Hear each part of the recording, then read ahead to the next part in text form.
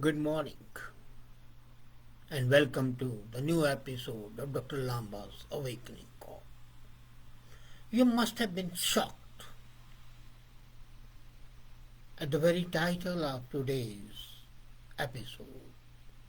Hey, your coffee is spying on you. How can coffee spy? But it is. In Canada, the Tim Hortons, which are everywhere, are the people who are conducting surveillance on you. But if you think Canadians are the only people suffering, then you are mistaken. The rest of the world is not immune. Coming to Canada, Tim Hortons, the famous, iconic coffee houses are everywhere, with more than 4,300 branches, is roughly three times more than McDonald's. 80%, and that's a huge number, of the Canadians stop by at least once a month at the local Tim. And all the time Tim Horton is watching. But are you aware of the dangers of the society where everyone is watching you? By everyone I mean the people who matter. Everything is watching you, your appliances. And that is shocking. 6 million Canadians out of an adult education of 31 million use Tim Horton app in one way or the other. And it's common for the people to use this app. And there have been people who have noticed the app tracking, as was done by the Financial Post correspondent James McLeod. He filed a request under information, right to information, and he was amazed. From his home to his office, all the way to Morocco, wherever he traveled, the company's app logged his coordinates and relayed them back to the Tim Horton headquarters. And based on this data, Tim Horton knew where McLeod lived. Now, if this information goes to a killer, you can well imagine what might happen. So if you care about privacy, it's clear what you have to do. Make your own coffee.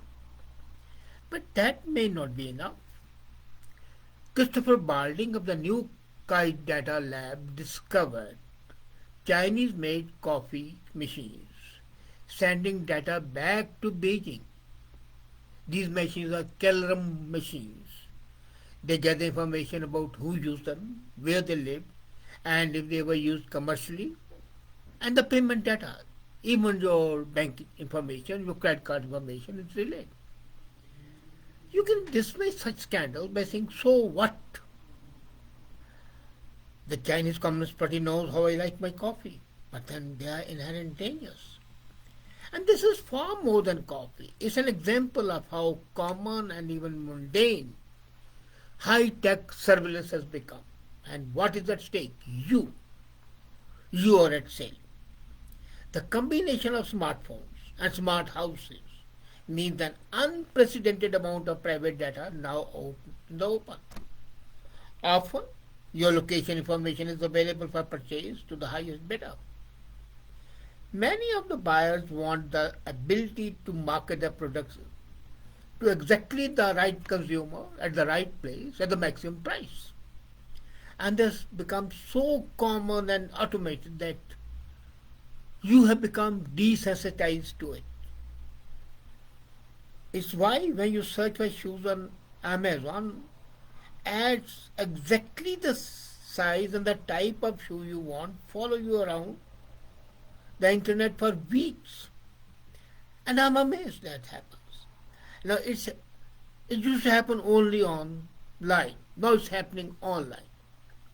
Download the app of a store or a mall and you would immediately be offered exclusive deals. The app may also log where in store you spend the most time and the item you probably looked at. Now, the products you looked at offline will stalk you around the web too. So the offline becomes online. And this data is combined and sold, quite possible for marketing purposes, but also for illegal purposes. It's hard to imagine an innocent use of list of data, and I was amazed to see this data from the rape victims or the victims of domestic abuse. It's available. $79 get you personal details of 1,000 raped women. Personal details. And we talk of privacy. And who are the customers of this data? The largest consumers are, in USA, for example, the Internal Revenue Service like Canadian Revenue, Department of Homeland Security, and federal agencies.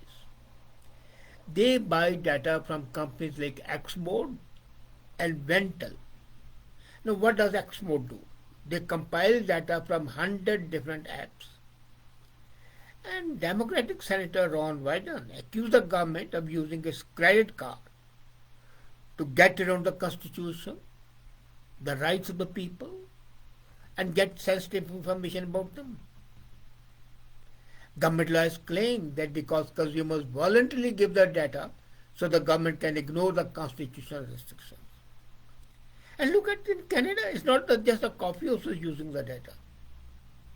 Last year in December, that's December 2021, Public Health Agency of Canada admitted that they were tracking 33 million cell phones during the pandemic. Population of 35 million.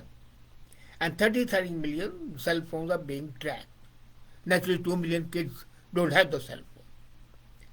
And they contacted a company called Blue Dot to track how the Canadians were obeying lockdown positions, tracking people when they left the house, how far they traveled, how long they were out. Perhaps the most concerning example is the June 6, 2021 protest in U.S. Capitol, Washington. FBI used data from Google to track those who attended and then issued 10,000 warrants. So the administration is punishing those who attended a protest it didn't like. And they are using a smartphone data to do so. And then who's listening at home? These practices are moving into the home. Smart home data is out for sale. Continuous customer engagement, delivering superior customer service gets a whole lot easier when you know what's happening in your customer's life. What kind of data could this include? It starts from what you do the first thing in the morning, how you interact with the device, where they like to spend the weekend, and so on. It can be used to understand your consumer behavior better, okay, but goes further.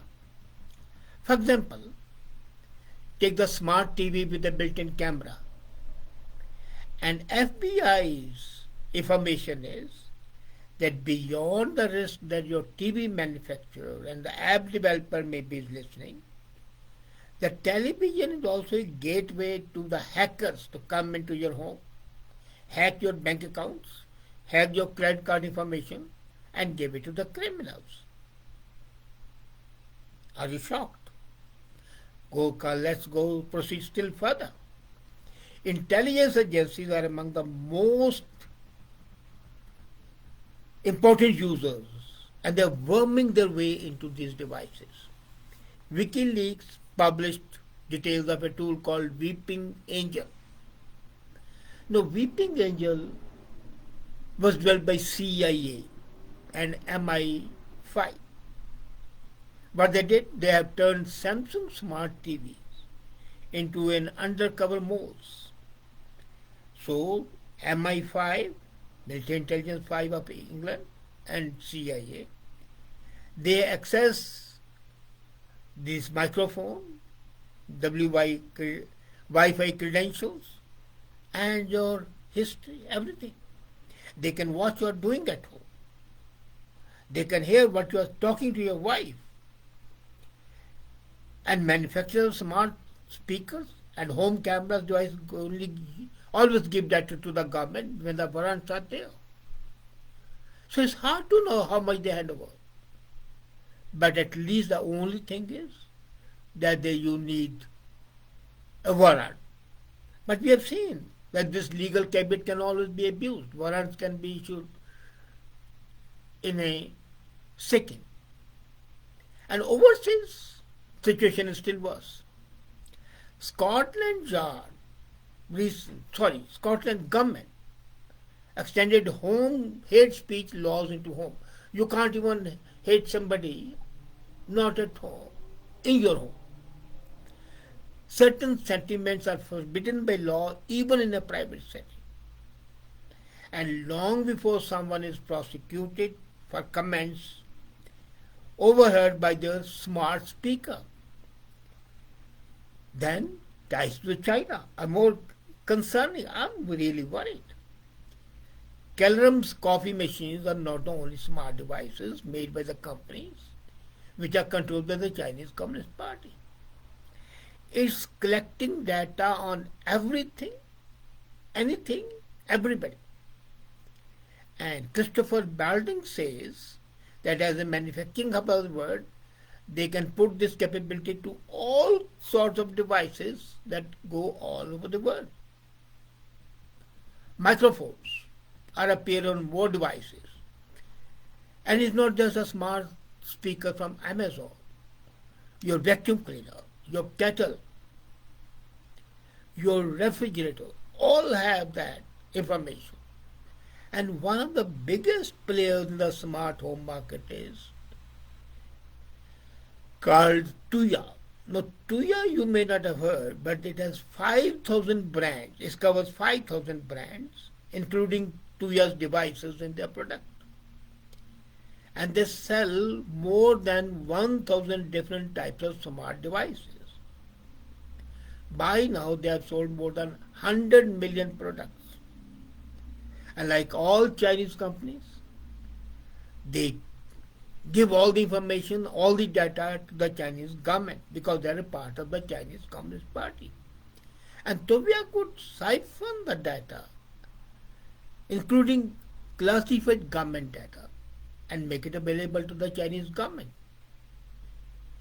They could be funneling the information picked up by the home security cameras, connected health devices, back to the Beijing. If you remember last year, a tech company called Dark Cubed picked up smart devices sold in USA. Every single one of them had a business connection to China. And every product was observed communicating the infrastructure to China without the permission of the government, and this was admitted by the people, concerned people, to the Department of Homeland Security. So what's happening? The world as a whole is sleepwalking into surveillance. They want to be. This is like, an innocent going and ready. You should be thinking that she's going to be raped and she's going to be raped. Here you are being raped. And then look at that. China in June, if you saw, gave an extremely alarming example. What is possible? Some Chinese banks were running out of funds. Now possibly you may not have read the news, but I saw it in Shanghai Times. And they started blocking some depositors from withdrawing the money. So angry depositors planned a protest. What happened? The protest failed. How? When they were talking to each other that they want to protest, those carried information to the government. And China requires a COVID passport to travel. So those planning to travel suddenly saw their health codes turn red, locking them in place. They couldn't travel. Others who planned to travel to Henan but not to protest were not affected. Only those people. So pick and choose. That is being done. The government knew who were likely to protest and locked them electronically. So they were putting digital handcuffs on the protesters. And you can't do anything. You can't go anywhere. You are treated as though you are a criminal, a leper. And that leprosy, mental leprosy, social leprosy. And government is already arresting those who are attended a protest it disliked in 20 when Trump was defeated. It's hard to imagine that what could happen. And yet we are not concerned. Common people. Many are concerned, but not enough to do anything about it. We are not keen on businesses tracking us and selling of data. But we are not concerned to change our behavior and force these businesses to change. The convenience of the smart technology is making us become either robots, unthinking, unprotesting, accepting, and the way out would be a tyranny, a dictatorship. So, if you remember, government training is very common. And if they can get this information, I can understand why should they not do it. So the concept of personal freedom is gone. The spread of the technology and is used by the government has made the government and the controllers so capable that every second of your life is watched. Each of these smart appliances are in fact the spies planted in you. And the radical left is using it. There's a need to wake up and understand that this sort of surveillance is a gross violation of our liberty, of our freedom, and of our lives. But the convenience given by these machines is making us dumb, deaf, mute, and ultimately slaves. How long will it continue? As long as we cannot even think of protesting. And as I said earlier, what's at stake? At stake is you, your integrity,